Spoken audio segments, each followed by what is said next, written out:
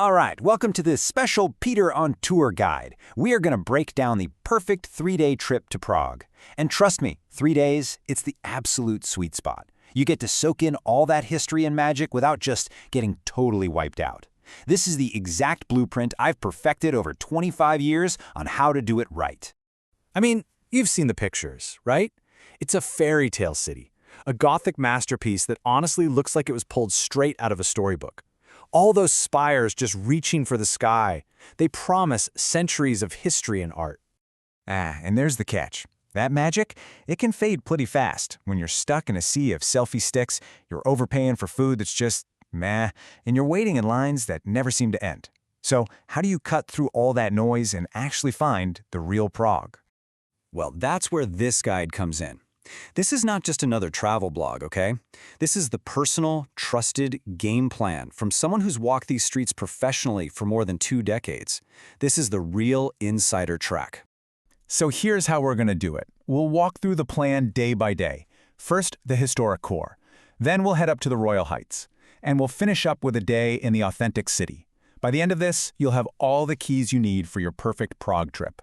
The goal here is super simple. Help you skip all the common mistakes so you can spend your time and your money experiencing the real soul of this city. And let's be clear, those traps are real. Just look at this. On the left, you've got the Old Town Square price for a meal. Overpriced, usually pretty bland. Now look at the right.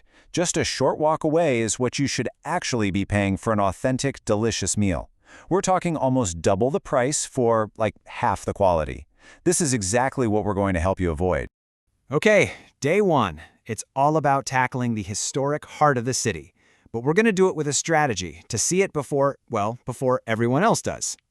And this is your reward. This is why you're going to set that alarm clock. While everyone else is still asleep, you get the iconic Charles Bridge pretty much all to yourself. It's misty, it's silent, it is absolutely breathtaking. It's a completely different planet from the wall-to-wall selfie stick carnival it becomes by about 9:30 in the morning. So here it is, the single most important rule for day 1. You need to be on that bridge by 7:30 a.m. No exceptions. Trust me on this. It will completely define your entire Prague experience. Now, after you've soaked in that quiet morning, you're going to explore the Jewish Quarter. Its history is it's both tragic and miraculous. Here, at the old Jewish cemetery, you can really feel the weight of centuries. See, Jewish law forbids moving graves, and space was incredibly limited, so bodies were buried in layers. What you're looking at are 12,000 tombstones, but they're standing above more than 100,000 souls. It's a powerful, hauntingly beautiful place. All right, for day 2, we are heading uphill. We're going to the seat of Czech kings and presidents, and then we'll explore the charming, kind of rebellious neighborhood right at its feet. Okay, this slide right here. This holds the secret to conquering Prague Castle without the headache. Forget the long, steep walk up. You're going to take Tram 22 right to the Pražský hrad stop. This drops you at a side entrance, which lets you completely bypass that massive security line that forms at the main gate. It is an absolute game changer. And here's the other pro tip. Don't buy the all-access pass. The Circuit B ticket is all you need. It gets you into the absolute must-sees, the magnificent St. Vitus Cathedral, and you have to find Alphonse Mucha's stunning stained glass window in there, the old royal palace, and the tiny, colorful houses of Golden Lane. It saves you both time and money. It's a no-brainer. So after you wander down from the castle's imperial grandeur, you'll find the other side of Prague's spirit at the Lenin Wall. It actually started as a protest against the communist regime, and now it's just evolved into this vibrant, ever-changing mural of peace and freedom. It's a total blast of creative energy and a perfect contrast to the ancient stones up on the hill. For our final day, we are getting off the main tourist trail completely.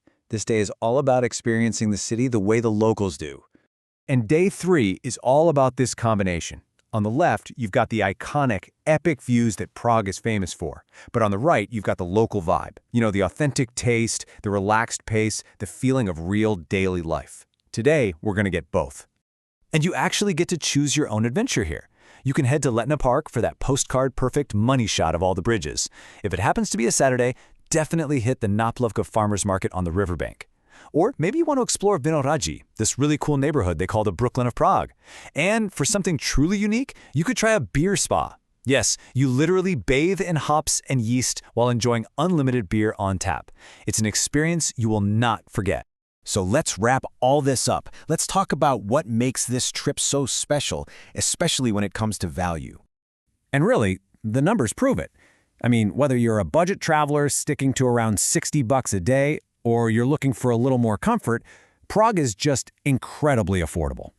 The value you get here is, well, it's truly exceptional. You know, the bottom line is this. You're getting a city with world-class history, art, and culture for a fraction of what you would pay in a place like Paris or Vienna. It's not just cheap, it's an incredible return on your travel investment. If you remember just one single rule about eating and drinking in Prague, please make it this one. It's the simplest way to find authentic spots and avoid getting ripped off. This one little piece of advice, it basically sums up the entire insider mindset. Now, this has been a high-level overview, of course. For the complete, detailed itinerary, with maps, my specific restaurant picks, booking links, the whole shebang, be sure to visit peterontour.com. You see, by following this plan, you won't just see Prague. You'll experience it smartly, deeply, and with all the usual stress. You'll find that magic that keeps people like me coming back for decades. So the only question left is, are you ready to go?